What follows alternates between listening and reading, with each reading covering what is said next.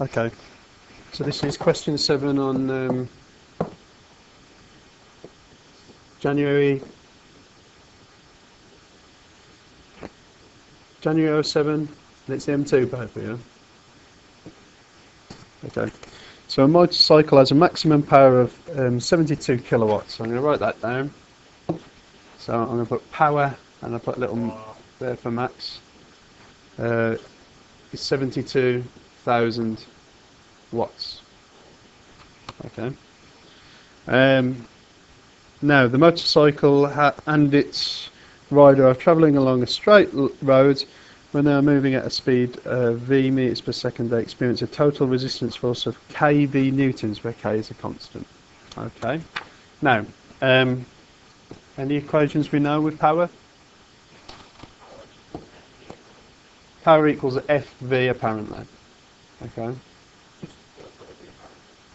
Okay.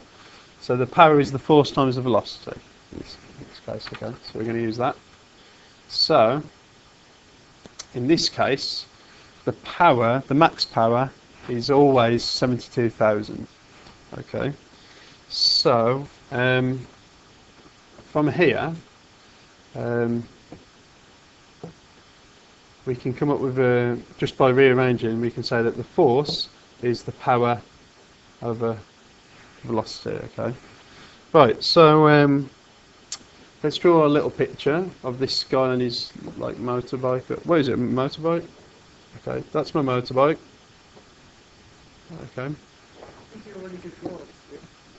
That is a good drawing. And there's a force, a driving force from the motorbike this way. Okay. And then the resistance force is kV. Do you agree with that? Right. It says his maximum, the maximum speed of the motorcycle is 60 meters per second. Well, the maximum speed will be when he's working at maximum power. Okay. So if you think about it, that means that the force is going to be 72,000 over 60. Yeah. And then this resistance force over here is 60k. Okay. Now, if the forward force was larger than the if the driving force was larger than this one, it would be accelerating. Okay. So it's not accelerating, so they're equal. Okay. Because it's saying it's a max velocity.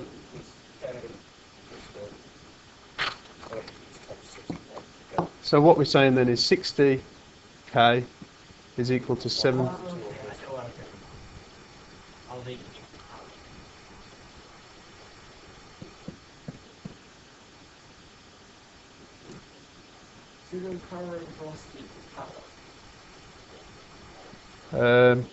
And that's 20, isn't it? Okay. So for the next part, that's part 8. Any questions on that? Can you see what I've done there? Does that make sense, Kieran? Yeah, I do get it. Yeah. Okay. It's very similar to the question we were doing the other day, actually. Okay, so part B. When the motorcycle is travelling at 20 meters per second, the rider allows the motorcycle to freewheel, so he stops applying. No, with hey, when you've got power equals force times speed. Yeah. Is that the force circuit by the object? It's exactly by it. Yeah, because it's the power of the motorcycle, isn't it? Okay. So in the second part, the guy is travelling at 20 meters per second, and he allows the motorcycle to freewheel, which means he basically stops applying any acceleration on the clutches. So he just starts rolling. So when the motorcycle has been freewheeling for t seconds, its speed is v, and the magnitude of the resistance is 20b. So, and the mass of the motorcycle and the rider is 500 kilograms. So let me just write that down. The mass is 500 kilograms. Right. So what are the forces acting on the... basically, we're saying F equals ma. Okay. What is the force acting on the motorcycle? If he stops applying a driving force, it's just the resistance force. Okay. So this is going to be... Which way is it? It's going to be minus kV. Yep. So minus kV is equal to ma. Do you agree with that? That's the only force acting on it. Minus kV equals 500, and I'll change A to dV dt. Okay, and we worked out what K was, didn't we? Which was 20. So dV dt is equal to minus 20 over 500. Is that right? V.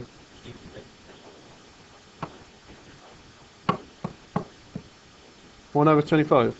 V over 25. Okay. So so that's 2 marks, and then hence find the time it takes for the speed of the motorcycle to reduce from 20 to 10.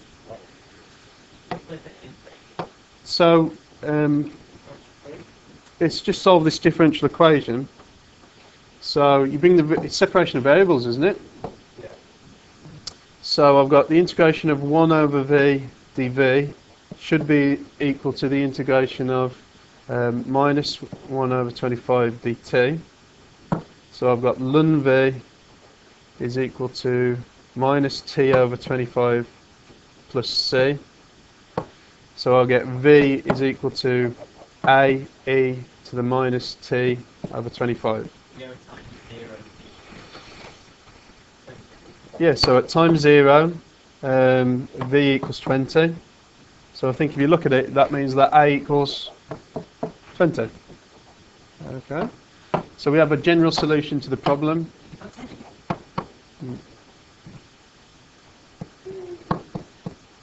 And then finally, it says, hence find the time that it takes for the motorcycle to reduce from 20 to 10. So we put the velocity now as 10. And this will mean that after a bit of rearrangement, I get a half equals e to the minus t over 20. So ln a half equals minus t over 25. So that's going to be 25.